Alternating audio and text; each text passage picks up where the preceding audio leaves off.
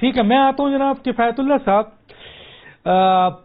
Army chief کی جو extension تھی اس کے اوپر 243 پہلے ایک روایت تھی کہ وزیر اعظم دے دیتے تھے، ان کا اختیار تھا، وہ ریکمنڈ کر دیتے تھے.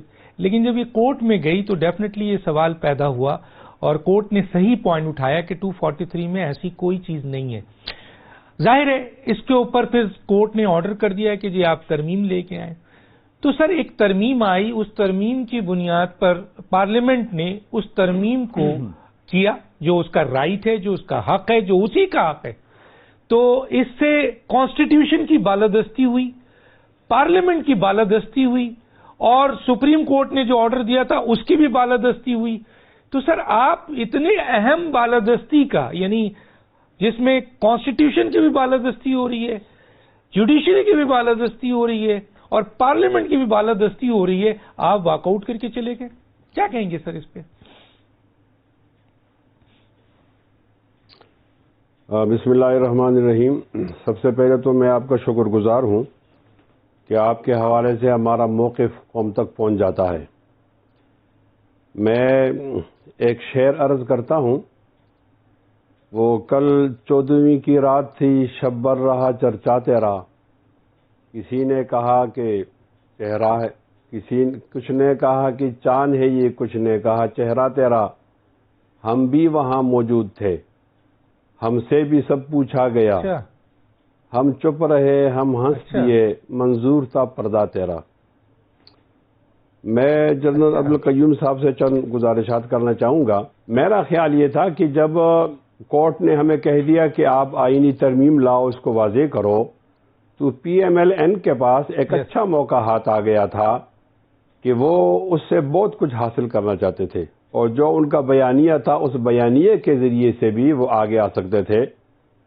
لیکن میں بہت افسوس سے کہوں گا کہ انہوں نے ایسا نہیں کیا. مجھے اچھی طرح یاد ہے، اگر جنرل عبدالقیوم صاحب کو یاد ہو تو جنرل راحیل صاحب کے زمانے میں ایسا واقعہ پیش آیا تھا تو وہاں تو انکار کر دیا گیا تھا کہ ہم توسیع نہیں دیں گے. یہ اتنا سادہ نہیں ہے جس طرح ڈاکٹر دانش صاحب سوال کرتے ہیں، عبدالقیوم صاحب جواب دیتے ہیں. اتنا سادہ نہیں ہے. آج منظر بھی تبدیل ہو گیا ہے اور پس منظر بھی تبدیل ہو گیا ہے. مجھے یہ کہنے کی بالکل اجازت دیجیے کہ جو لوگ اینٹی اسٹیبلشمنٹ کہلاتے ہیں وہ بھی محب وطن ہوتے ہیں. وہ محب وطن وہ ہوتے ہیں، وہ کہتے ہیں کہ ہر ایک ادارہ اپنے دائرے میں رہے. اس کو اینٹی نہیں کہنا چاہیے، کوئی اور تعبیر کہنی چاہیے. اور جو یہ لوگ یہ کہتے ہیں کہ ماشاء اللہ نہ لگے، کوئی طالع آزمان نہ آئے، وہ زیادہ محب وطن ہوتے ہیں. ہمارے ہاں میاں نواز شریف کا کردار ہے، ہم اس کو نظر انداز نہیں کر سکتے. 1985 سے وہ تشریف لائے سیاست کے اندر اور ان کا ایک ہی مکتبہ فکر رہا اور موقف رکھا. لیکن جب وہ آخری بار وزیر اعظم بنے تو 2018-17 تک ان کا موقف تبدیل ہو گیا. جب ان کو ہٹا دیا گیا تو وہ جی ٹی روڈ پر آئے. آپ کا مجھے اچھی طرح معلوم ہونا چاہیے کہ آپ کو یاد ہوگا. اور جی ٹی روڈ پر وہ تشریف لائے تو انہوں نے کہا ووٹ کو عزت دو. اس کا معنی یہ تھا کہ وہ کہتے ہیں کہ مجھے جس طرح نکالا گیا ہے یہ ووٹر کی توہین ہو گئی ہے، چند لوگوں کی خواہش پہ نکالا گیا ہے. ووٹ کو عزت دو یہ ہم بھولے نہیں ہیں. اس کے بعد انہوں نے ایکسٹینڈ لیا تو لوگوں کو ایک امید پیدا ہو گئی ہے کہ اب ایوان پارلیمنٹ کا فیصلہ محلاتی سازشوں کا شکار نہیں ہوگا، عوام کو سپریمیسی ملے گی اور کو حق حکمرانی دے دی جائے گی. لیکن مجھے نہیں معلوم وہ 33 سال کا جو سفر تھا اور اس کے بعد انہوں نے ٹرن لیا، ایک دوسرے مکتب فکر کے اندر آ کر بیٹھ گئے اور انہوں نے واضح اس کے اندر ایک تحریک چلائی. مجھے نہیں معلوم وہ کیا مجبوریاں تھیں جن مجبوریوں کی بنیاد پر انہوں نے اس مکتب فکر کو چھوڑا اور وہ آ گئے اسی مکتب فکر پر کہ جہاں پر وہ پہلے سے موجود تھے. انہوں نے ایک سجدہ کیا ہے. میں بالکل بدگمانی نہیں کرتا، لیکن بہت بہتر ہوگا کہ اگر اس کے نتیجے میں یہ معلوم ہو جائے کہ یہ کرسی کی جنگ نہیں ہے اور یہ باری لگانے کی جنگ نہیں ہے، ان کے بعد میں یہ بات نہیں ہے اور اس میں عوام کا فائدہ ہے، تو میرے خیال میں یہ بہت زیادہ بہتر ہوتا. لیکن اب ہم ایک ساتھ چل رہے ہیں، ہماری پوزیشن بھی ایک ساتھ ہے. میں جنرل عبدالقیوم صاحب کی مخالفت نہیں کرتا، میں احترام سے شکایت کرتا ہوں کہ آج منظر اور پس منظر دونوں تبدیل ہو گئے ہیں.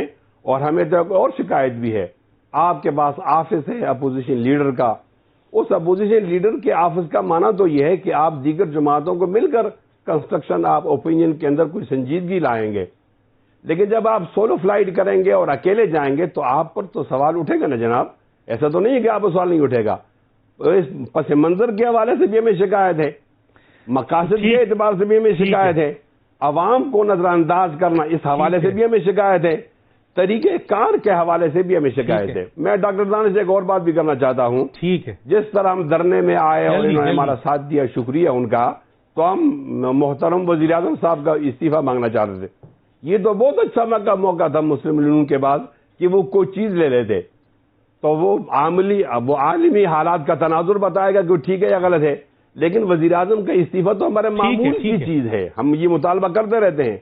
دینا اور بات ہے اور مانگنا اور بات ہے، لیکن یہاں ایسا بھی نہیں ہوا. مجھے اگر جنرل عبدالقیوم صاحب مطمئن کر دیں کہ محترم عمران خان جس طرح آپ کو گالیاں دیتا تھا اور چور ڈاکو کہتا تھا، آپ کے اس اتفاق رائے کے بعد کیا وہ گالیاں نہیں ملیں گی؟ مجھے جنرل صاحب معاف کیجئے، آپ کا ماننا اور نہ ماننا دونوں ہمارے لیے قابل احترام ہیں، لیکن آپ اپنے دو ساتھی سے ایک شکوہ اور شکایت قبول کر لیں.